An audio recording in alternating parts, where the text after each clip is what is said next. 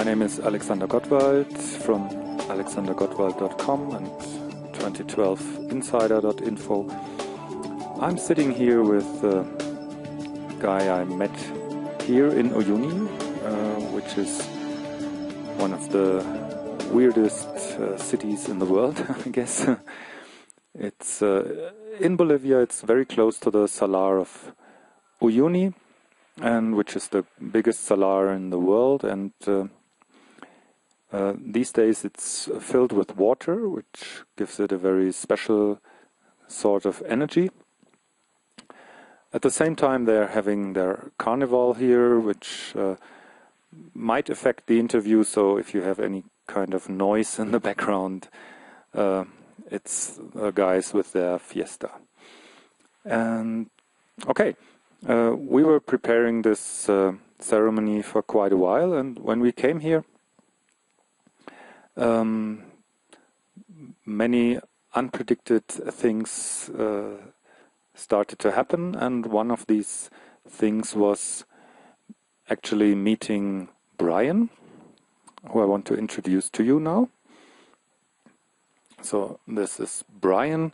He's close to 70 years young and into astrology for almost 30 years now. And we had a talk about this new moon horoscope. Maybe you can show it the other way around. I already had it in a video. And we're going to talk about this now a few hours before we're going to start the ceremony inside the Salar.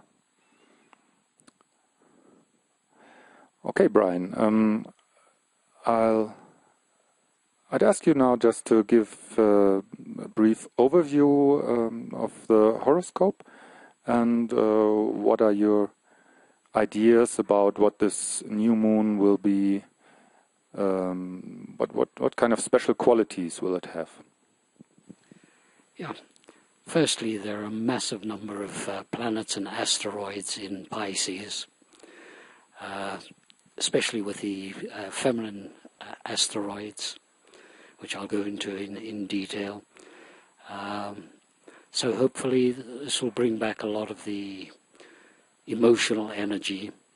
Also the full moon plus Chiron plus Neptune are very close to the Persian royal star Fomalhaut, which is the fish's mouth. So it has an extra significance. Plus the fact that Neptune has just moved into Pisces on the 3rd of February. So there's a massive change in energies from the air energy of Aquarius into fish. So hopefully it'll bring out more of the yin energies, personally as well as, if you like, at a world level. Firstly, we have Neptune within 1.5 degrees conjunct the Sun and the Moon. We also have the asteroid Pallas Athene, who is mythologically born fully armored as a woman, but totally independent, one of the goddesses of justice in all its forms, especially dedicated to female justice, with emphasis not against but more pro-feminine rather than this patriarchal system. So that's very potent symbolism on the female energy level, plus Chiron, which is another 3 degrees from the new moon, which is the healing part, healing the feminine energies and this brittleness, self-defense in general within individuals, both men and women, as well as, if you like, the harmonies of the universe. So a lot of healing needs to go on. Mercury is quite a way away, still in fish at 14 degrees, so it's not making very precise connections. with the other planets involved, but still being in fish, it means there needs to be a more holistic communication of feeling, not just intellectual. And then later we have the other female asteroid, Vesta, who is the goddess of the hearth in the home. Fire for warmth, both of the heart and physically, for cooking, to make a house into a home. So again, a lot of feminine energy.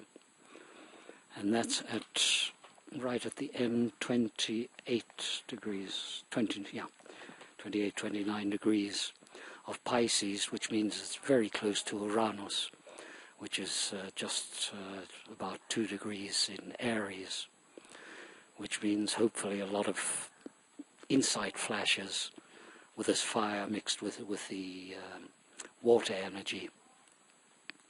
So maybe instincts with intuition and coming back to our personal natures. Later, we have a sextile from Neptune, a Sun-Moon, Pallas Athene, Chiron, sextile to Jupiter, which is in Tauro. So hopefully that'll bring us a bit back to Earth in every sense, and expand a lot of visions of humanity, and come back to being humans rather than this very brutal society which we've become worldwide. Pluto, of course, is making a trine to Jupiter, so hopefully adding in very, very big changes at, what can I say, profound levels in the subconscious or unconscious, bringing things to the surface so we can find our own personal treasures, but with a lot of very brutal changes because of the upcoming square with Uranus, which will be a lot of things shattered in terms of society, cultures, economics, many other things, because we've reached crisis stage as human beings, and of course for everything and everyone involved on Earth. So we'll have to see what happens from those, but there seems to be a lot of support between these, so that there is a safety net, but we have to become conscious of that. Okay, thank you, Brian, so far. We recently talked about the fixed star Regulus, and I think there's something going on there also, which might be very interesting in the context of this new moon also.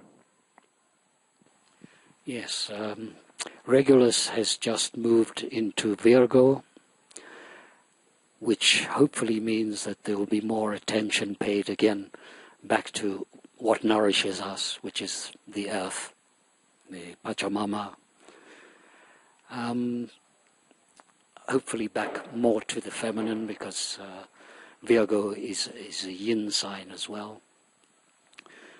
And to do with health, nourishment at all levels, whether it's watching poisonous stuff on TV or violent video games, coming back to live more holistically and live as humans, and get rid of a lot of this brutality which we've allowed to be imposed on us. One thing I forgot to mention also is that Saturn is at 29 degrees going retrograde now in Libra, so it's actually still in opposition to Jupiter, so there's this push-pull effect, and we have to harmonize the expansion, but use it as a focus, not as a rigid structure. So we have to learn a new way of being and acting. Okay, thank you very much.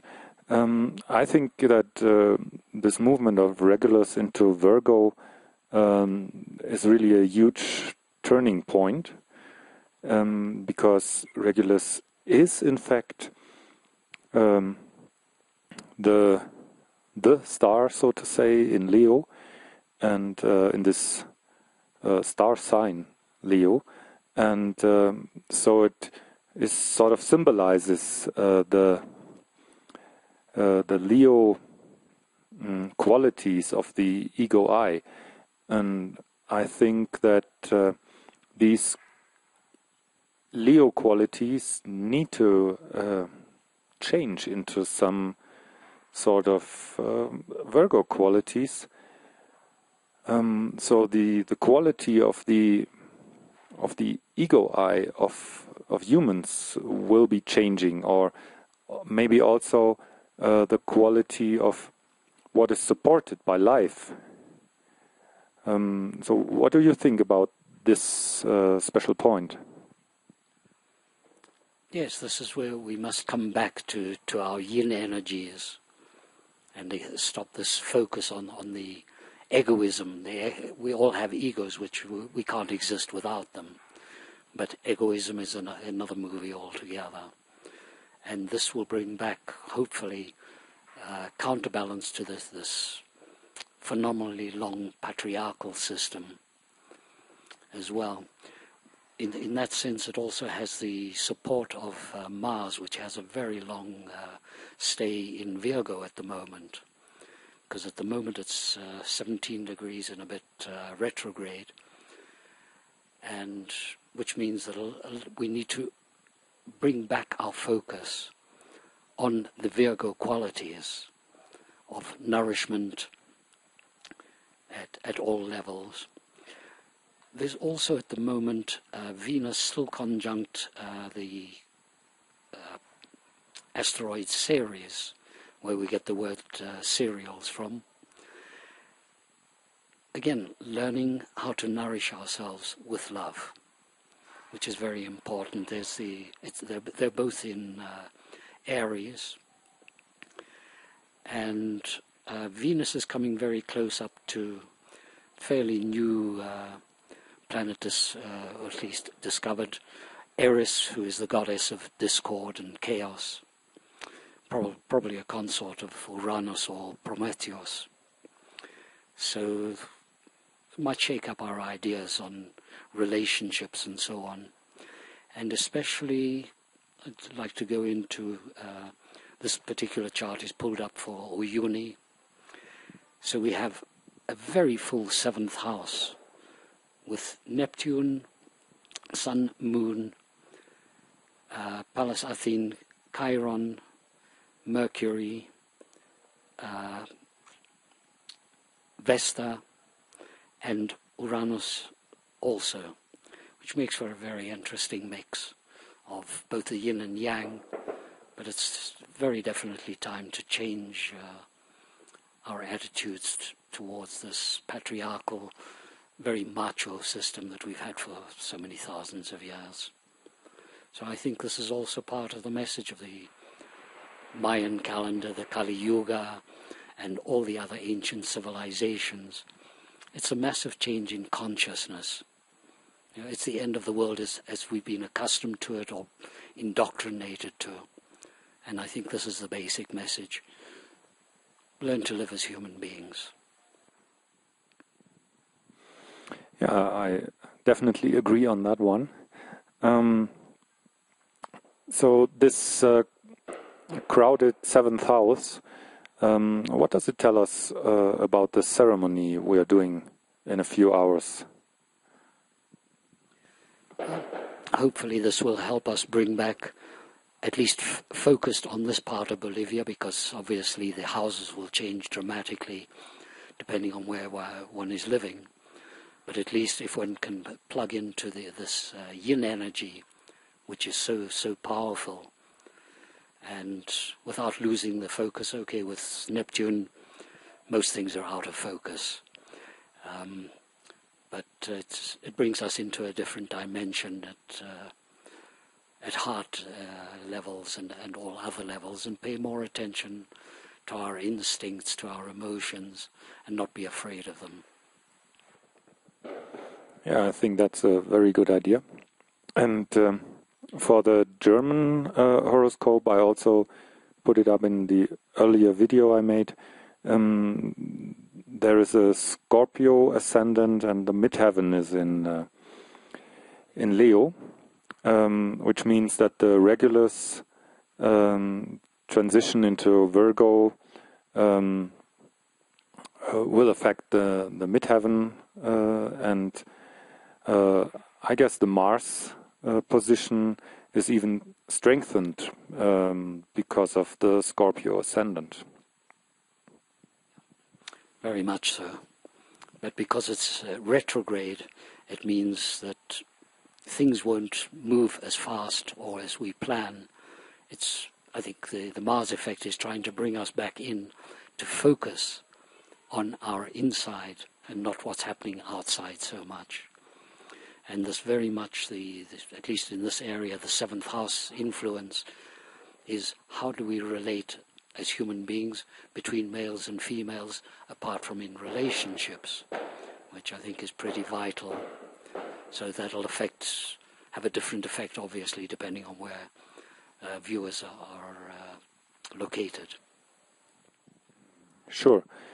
And I guess also that this means a lot to Bolivia, where violence from males to females still is very common, and where they basically only enjoy television if it's a brutal action movie. And do you have any other points to make on that special chart? Yes, one thing, I also use the asteroid Psyche, which has to do with the way we express ourselves depending on your personal chart. But at the moment, Mars is moving in retrograde back to Psyche, which is at 14 degrees Virgo. And maybe this will help to bring us deeper together with that Pluto trine to Jupiter, to allow ourselves to go deeper into our subconscious and figure out who we are and where we're at today. Okay, thank you very much, Brian. Is there anything else you would like to add? Oh, I think the North Node in Sagittarius at the moment hopefully will help bring in this vision, because obviously Sagittarius ruled by Jupiter, that Jupiterian contact will have the same effect of bringing us back to base in some way and plugging into the cosmic needs. That, I think, is more or less most detail. Okay, thank you very much, and let's see what this ceremony will bring us and where it will guide us. So, see you soon. Thanks for watching. Bye-bye.